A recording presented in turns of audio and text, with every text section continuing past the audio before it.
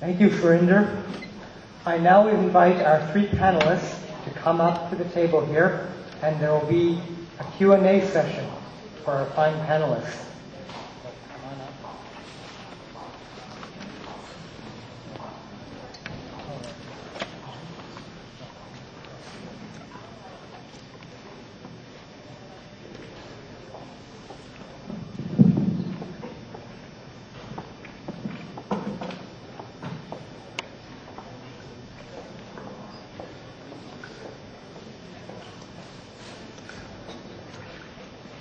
Okay, if any one of our panelists would like to make some remarks or comments before we start the Q&A session.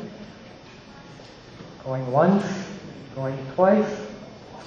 We now open the floor to questions from the audience.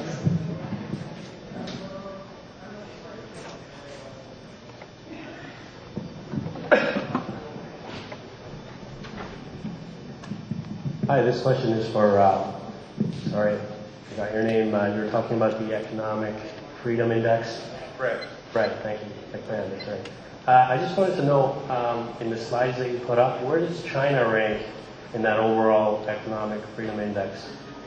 China actually rates below India, and it ranks quite lowly in the index. So this is deceptive. I think it's one of the problems of the index. China has so many different economies, as you know, and so many what you might call economic freedom zones or economic trade zones. As a matter of fact, the way China's development happened is they opened up certain areas, in effect, to free markets, trade zones, discovered they were so successful, started expanding those. So China, I locate as one of the problem areas for our index. Now that said, let me make a couple notes. One, we don't generate any of the data for our index ourselves. All of it comes from third-party sources, so we have to take what's given, and that keeps it objective. And in China, the National Research Institute, headed by Han Gang, has actually prepared something very, in cooperation with us, prepared something very much like an economic freedom index for the various regions, provinces of China. There's one for India, too, as a matter of fact, that would give you a more accurate picture. But again, the freedom of the Chinese economy varies dramatically from place to place, and it's hard to get a single national ranking. Thank you.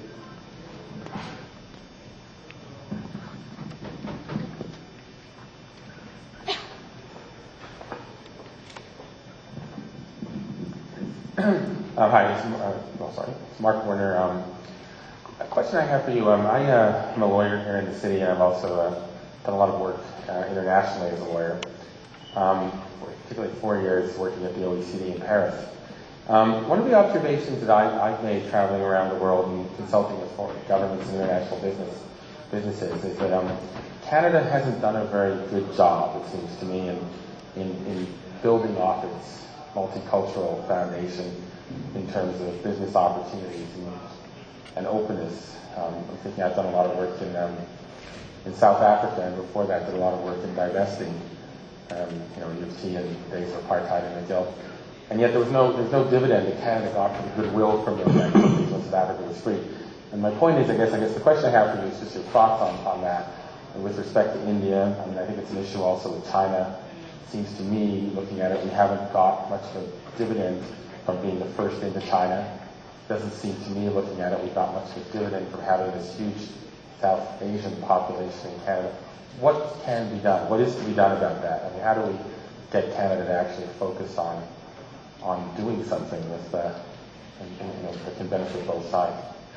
I think my fellow panelists would be better at answering that than I would, but I have to mention two things. One, Mark and I knew each other in university, and I think what he really wants me to mention is that he's a conservative candidate in this riding, a federal conservative candidate.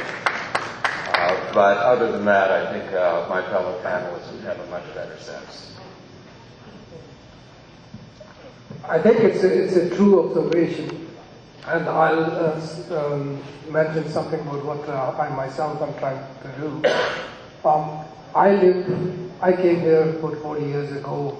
My children were born here, and I am leading this initiative of our research and development.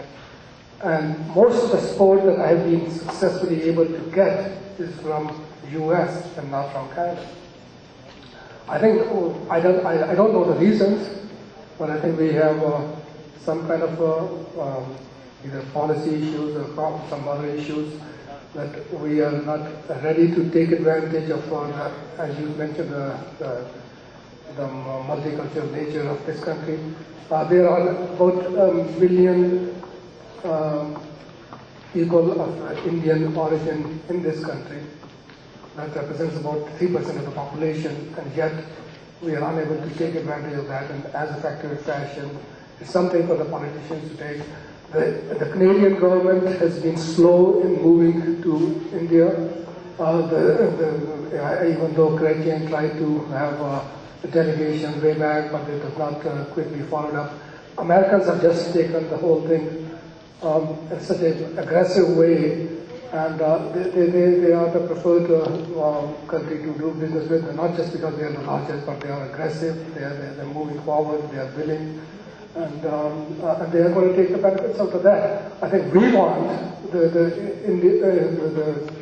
Canadians of Indian roots certainly are interested in establishing a greater relationship with other countries. I think it's in Canada's interest to do that. I think it must do it. That's the only way to move forward. 21st century, as I mentioned, belongs to Asia. I think if you look at all the think tanks in the US and even over here, I think, and if you project the trends and so on, it's a fair foregone conclusion. I respect the work that Fraser Institute is doing, and it makes a lot of sense. But yet, I think when we start using metrics and measurements and so on that are created from the developed countries' viewpoint and start translating them in the context of the developing countries, I think we have to recognize the history. We must find out how fast things change. We cannot start using metrics which are here. Those are targets, certainly.